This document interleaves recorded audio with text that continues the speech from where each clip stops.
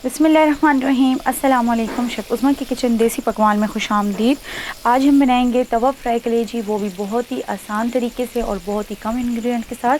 तो चलिए बनाना स्टार्ट करते हैं। तवा फ्राई कलेजी बनाने के लिए हमने यहाँ पर 300 ग्राम के बराबर कलेजी ली है, जिसको हमने इस तरीके से बोटी के शेप में काट लिया है। इसको हमने बहुत छोटा नहीं काटना, बहुत बड़ा नहीं काटना। अब हम इसको स्पाइसेस लगाएंगे। स्पाइसेस में हमने यहाँ पर लिया है 1 टेबल स्पून के बराबर कुटा हुआ धनिया, 1 टेबल स्पून हमने यहाँ पर लाल मिर्च का पाउडर लिया है, 1 टेबल स्पून हमने यहाँ पर कुटी हुई लाल मिर्च ली है, 1 टीस्पून हमने यहाँ पर नमक लिया है। तमाम स्पाइसेस को हमने कलेजी के साथ डाल लेना है। 1 टेबल स्पून के बराबर हमने यहाँ पर अदरक, लहसुन और हरी मिर्च का पेस्ट लिया है।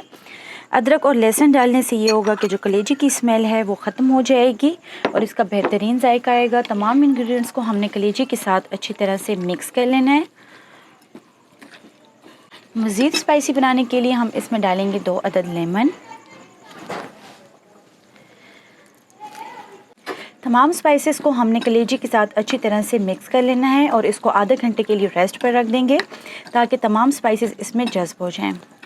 तवा फ्राई कलेजी बनाने के लिए हमने यहाँ पर तवा लिया है। इस पर हम डालेंगे 3 to 4 टेबल स्पून के बराबर ऑयल। ऑयल अच्छी तरह से गर्म हो चुका है। फ्लेम को हम यहाँ पर स्लो कर लेंगे।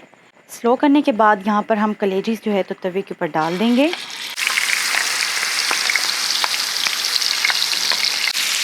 मसाला भी हमने कलेजी के साथ तवे पे डाल देना है। हल्की आंच पर हम इसको दोनों साइड से 2-3 मिनट तक पकाएंगे। जब इसका कलर चेंज होने लगेगा तो इसको थोड़ा सा भून लेंगे।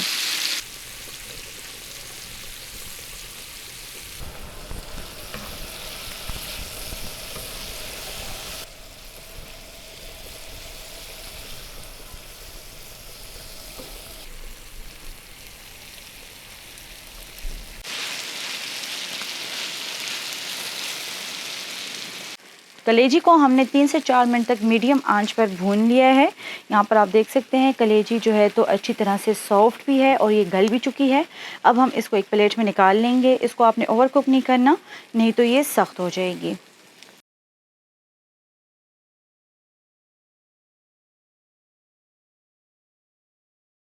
तवा फ्राई कलेजी तैयार है। अब हम इसको लेमन के साथ सर्व करेंगे। इसके ऊपर आप लेमन जूस डालें, इसका टेस्ट और भी बढ़ जाएगा।